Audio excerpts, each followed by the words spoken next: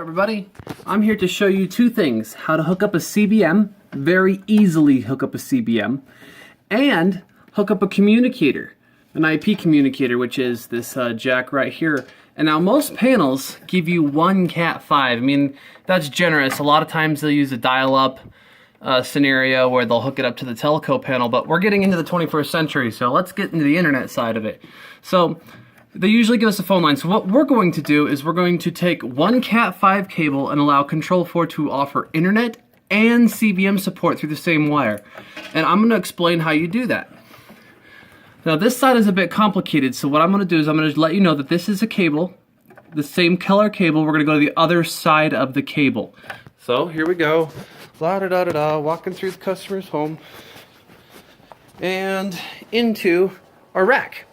Now here we have the exact same cable. Don't mind the color change. I promise you it's the same. There's a splice up in our Colorado FailNet can. And so here we are. What we do is, since an alarm panel is only 10100, we're only utilizing 4 pins. We're not actually using the gigabit. So that means that we're going to take the the green and the orange, and we're going to hook them up. The green and the orange are to be hooked up exactly the same way you would use B.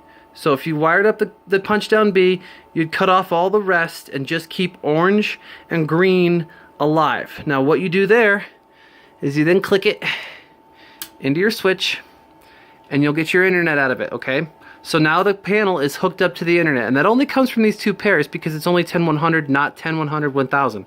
So we now have our other pairs, the browns and the blues. Now what I'm going to do is I took the brown and I made it ground. Brown will convert to a normal RJ45 and it'll convert to blue, okay? Solid blue, so solid brown to solid blue.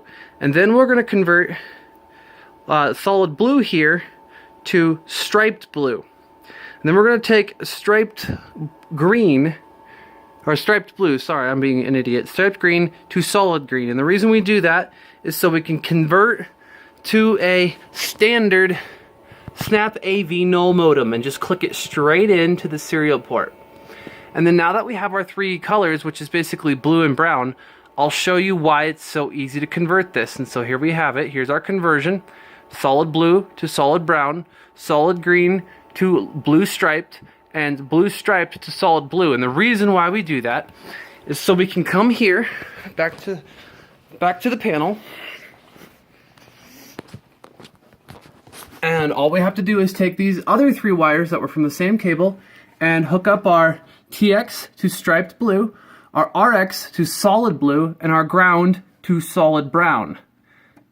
Those 3 being connected will give you your CBM, and on top of that you have your 10100 communication all through the same wire, which means that the CBM can keep the communicator wire as short as humanly possible because serial goes further and there's less complications.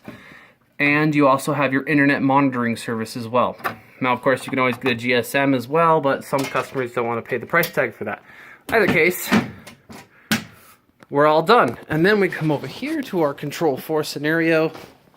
Now, all modern Honeywell panels are enabled with AUI1 support online by default. Now, mind you, the 60 hertz refresh rate, I apologize. It's kind of a weird LCD. But then we go into security panel, and you will find that the emulation keypad address is set to 1. Now the Vista 21 IP enables AUI support by default now, but they were coming up against enough problems to where version 4 and above, which is panel firmware 4.23, has AUI 1 enabled by default for your convenience. It's awesome. So the number of active partitions is typically 1, but they give you 3 by default. So now here we have our communication. And our communication states that the Honeywell panel has now told Control4 what all my zones are. And congratulations, we now have all of our happy little zones. And we can then control them. So if I go to my partition here and go click, click, click, I can bring up my status, which is disarm ready and what have you. And now Control4 can fully operate within the realm. Walking to the touchpad, touchpad, touchpad, touchpad. And now we can go to the Control4's touchpad, hit security, go to security panel, and we have a magic press arm to disarm, and we are now integrated into the Control 4 world. There you go. That's a tutorial, and it only took you 5 minutes.